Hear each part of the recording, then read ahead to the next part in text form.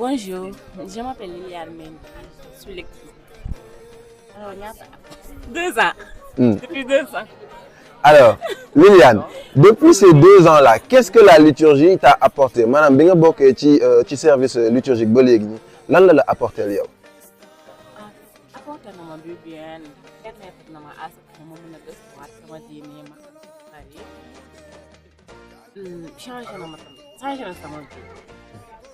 Alors, est-ce que ce sera ta première journée des lecteurs que tu vas vivre ou est-ce que tu avais déjà pris part aux éditions précédentes? Non, jamais bëgg naa vivre ay journées yu bari. Alors donc maintenant, la prochaine question, qu'est-ce que tu attends de cette journée? Madame, yow lan nga ci bëgg a jëlee ci journée boobu noonu comme jàngat, comme leçon, comme enseignement? Bëgg naa ci jëlee quelque chose de très important, am ci benn réussite. Amaale ci ay journée de fraternité. Et de ça daal. D'accord. Et dernière question, à qui est-ce que je passe le micro? Honoré.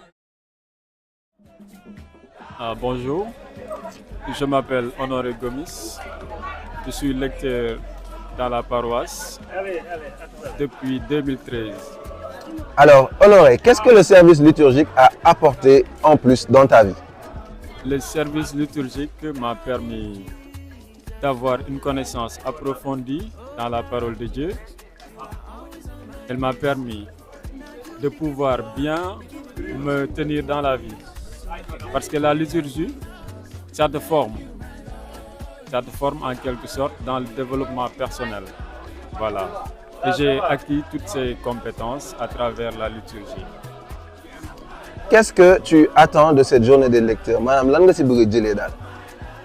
Bon, cette journée des lecteurs, j'en attends une connaissance fraternelle.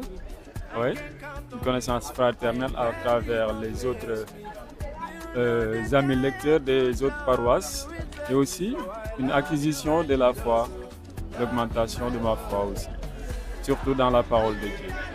Et dernière question pour toi, à qui est-ce qu'on passe le micro parmi les amis de Saint-Paul après toi? C'est toi qui choisis. Parmi les amis de Saint-Paul, je donne le micro à Sabel.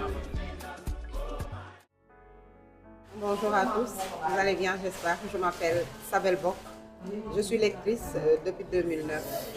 Alors Sabel, qu'est-ce que le service liturgique a apporté en plus dans ta vie? Disons que le service liturgique m'a beaucoup apporté. J'étais quelqu'une de très impulsive. Du coup, à travers la lecture, je dis que le Seigneur a beaucoup travaillé en moi. C'est tout ce que je peux dire en gros sur moi. Et qu'est-ce que tu attends de tirer comme enseignement de cette journée? Est-ce que c'est la première édition à laquelle tu prends part? Non, ce n'est pas la première édition. Disons que la première édition a été faite ici à Yeumbeul. Nous sommes, si je ne me trompe, à la 3e ou 4e édition. Du coup, ça sera à Pikine, Notre-Dame du Cap-Vert de Pikine.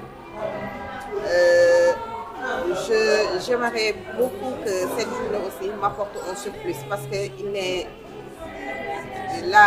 le savoir n'est jamais suffisant en quelque sorte. À chaque fois, disons, on apprend. À chaque rencontre, on apprend. Donc du coup, comme tout un chacun, j'attends aussi d'apprendre beaucoup de cette journée. Merci à tous. Et dernière question, à qui est-ce qu'on passe le micro après toi? Un homme de préférence dans les amis de Saint-Paul, choisis. François Basse. Bonjour la famille, moi je me nomme François Basse.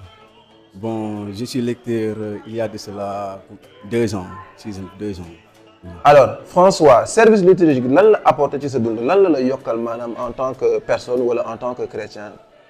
Non mën naa ne lu ma yokkal bëri na trop wax dëgg yàlla ndax dafa nekk li nga xamante ne dama ko yàggoon a bëgg wax dëgg yàlla te tey jii nii par exemple le fait que tey jii nii nga servir le Seigneur lépp damay naan loolu lu baax loolu neex la quoi te dafa neex ci xol franchement parler c'était ça. Alors François, est-ce que ce sera la première journée des lecteurs à laquelle tu prends part wala jotoon nga dem ci yeneen yi? Non, c'est la première fois nag may assister quoi, c'est la première fois may assister journée des lecteurs. Léegi lan nga si bëgg a jëlee comme jàngat maanaam loo xamante ne à la fin de la journée tu te dis que lii bëggoon naa ko fa jëlee comme jàngat am naa ko fa. Non wax dëgg yàlla lu fa bëgg jëlee tey moom lu bëri lay doon quoi ndax tey jii nii par exemple le fait que tey jii nii nga dem foofu noonu rencontrer ses collègues yi nga xamante ne ay lecteurs ak ay lectrices loolu rek maanaam ndam la ci mën quoi mun naa fa dem par exemple pour jàng fa loo xamante ne tey jii xaw ma ko woon c'était ça. Et un dernier mot pour toutes ces personnes qui peut-être ne savent pas ou qui n'ont pas le courage de s'engager dans le service à l'église. Lan nga leen wax genre waxambaane yoo xamante ne ñoom peut-être ils n'ont pas le courage ou bien ils ne savent pas comment faire. Bon loolu lu ma ciy wax mën naa ne tey jii par exemple à ce qui concerne tey jii nii l'église maanaam mën naa ne jeune bu nekk tey jii nii am nga fa place pour nous servir le Seigneur que ce soit dans des autres entités yi nga xamante ne mooy loolu noonu mais lépp loo xamante ne tey jii yàlla suñu borom ak fépp fu mu la woo rek mooy loolu noonu mais j'invite à tous les jeunes yi nga xamante ne tey jii bëgg nañ intégrer adhérer ci waaw mooy loolu.